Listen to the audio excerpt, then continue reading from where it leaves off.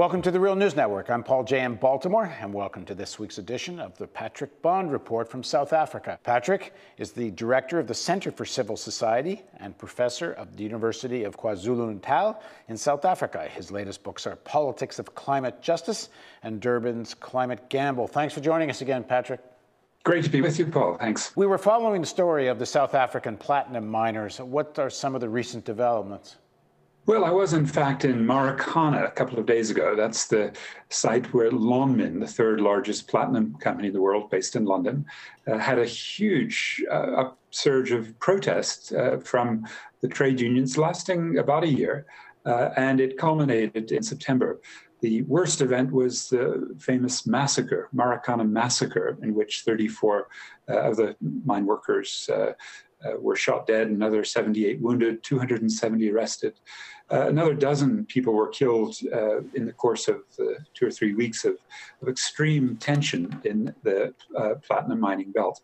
And Paul, you really have to see it. It's very difficult to describe, but you can imagine a dusty and often frigid in the winter and boiling hot now in the summer, a site where most of the people live in either hostels, if they're mine workers, or in tin shanties with a few decent houses. But there are these huge, big platinum mines. This is about 80% of the world's platinum that comes from this belt of land, along with some old Afrikaner-owned farming land and some old homelands of the Bantustans of the apartheid era. So it's a mix of poverty and extraordinary wealth. And it's in that context that the workers demanded a living wage. And of course, as your viewers will know, 34 were killed. And then as a result of the continuing strength of the strike, they did win a 22% increase, really unheard of at a time of labor unrest that is about the highest in the world, but not all that successful. We were ranked here in South Africa by the World Economic Forum's Global Competitiveness Survey in September as the site of the single worst capital labor relations, and our protests per person, as the police record them, rank at the highest in the world, along with China. And so this is a very, very intense site of class struggle. And coming to the site again here in Marikana a couple of days ago, finding, again, tension. The workers have been off, and they are migrant workers, so they're back in the Eastern Cape, in Mozambique, in Lesotho. And what I'm picking up is that they are still unhappy with Lonmin, and they may go back on strike again in coming days. There was some question at the time, Patrick, of how much the strike would spread throughout other platinum mines and even into gold and some of the other mines across South Africa. To what extent did it spread? It was quite extraordinary. It was the wildfire of wildcat strikes. And so it started in platinum in August.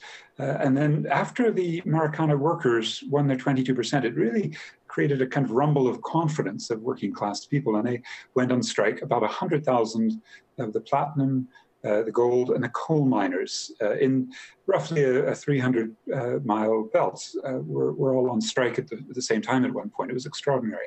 And their traditional trade union, the National Union of Mine Workers, simply unable to control this upsurge of militancy. And indeed, the NUM, the Mine Workers Union, actually got in the way. And ironically, one of their former leaders, a great revolutionary at one point, Cyril Ramaphosa, was then a major mine owner and was a 9% shareholder in Lonmin.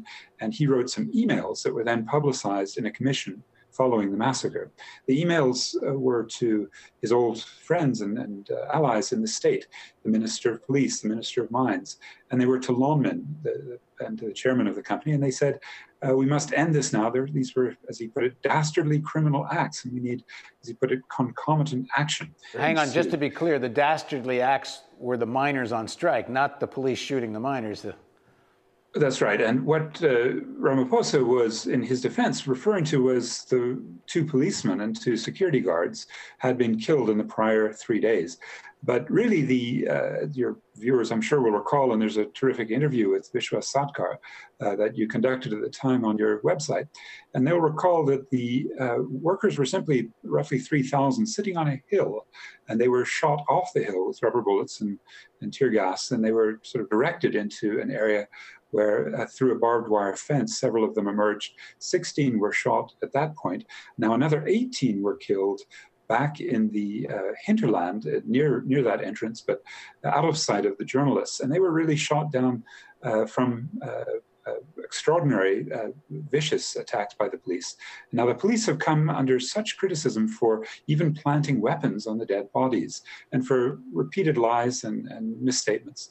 And it's very, very interesting. This Farlam Commission that was convened to look into it will probably run for another 2 or 3 months. And there's no question that the police will be condemned. But really what has been shown, and the question is what can be done about it, is this confluence of big labor, big management, big government, all up against very, very poorly paid rock drill operators. And the rock drill operators, when they revolted not only in Marikana, but across the mining belt, then also spurred more wildcat strikes. They included the transport workers, truck drivers, nearly paralyzing the country's transport system in September.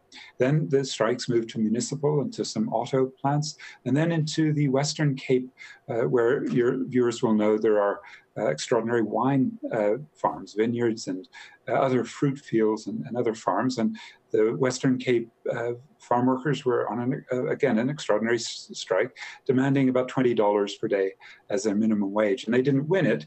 The momentum and the strength of workers had begun to ebb. But after the holiday break here, which now is just wrapping up, I do anticipate an upsurge again in the class struggle. And it'll be very difficult for the state to move again with such force because of the huge overreach that they had done in Marikana. And Patrick, what has this done to the political struggle in South Africa? You mentioned one fellow in particular who owned 9% of the platinum mine that was on strike. But that's just sort of like the tip of the iceberg, isn't it? That there's many black Africans that have become millionaires and even billionaires and a new elite. As the conditions for workers have not improved very much, or some people I've heard think it's even gotten worse in some ways. What is that doing on the political side? Well, in fact, the convention of the African National Congress, your listeners and viewers will know about Nelson Mandela and his party, which was once a great revolutionary and pure and genuinely enlightenment-oriented party, has over the last 18 years of ruling in South Africa, by all accounts, become one of the more corrupt governments, and particularly under Jacob Zuma. Now, Jacob Zuma, 2 weeks ago, was re-elected as the head of this party just before Christmas. And that was one of the most watched events in politics around the world, because he was challenged by his number two, Kgalema Motlanthe, also a former mine worker leader. And Motlanthe lost badly because Jacob Zuma brought especially large numbers of people from his home region, KwaZulu. And the KwaZulu-Natal province had roughly a quarter of the delegates.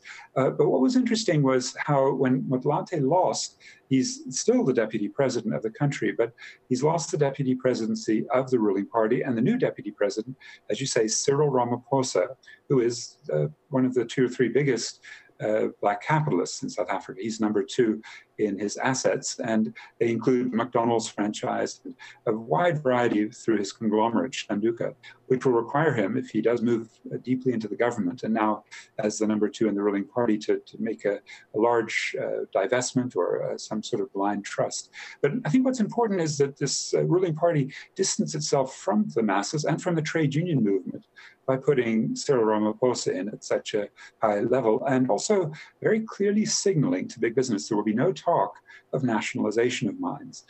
All right, thanks a lot for joining us, Patrick. Thank you. And thank you for joining us on the Real News Network.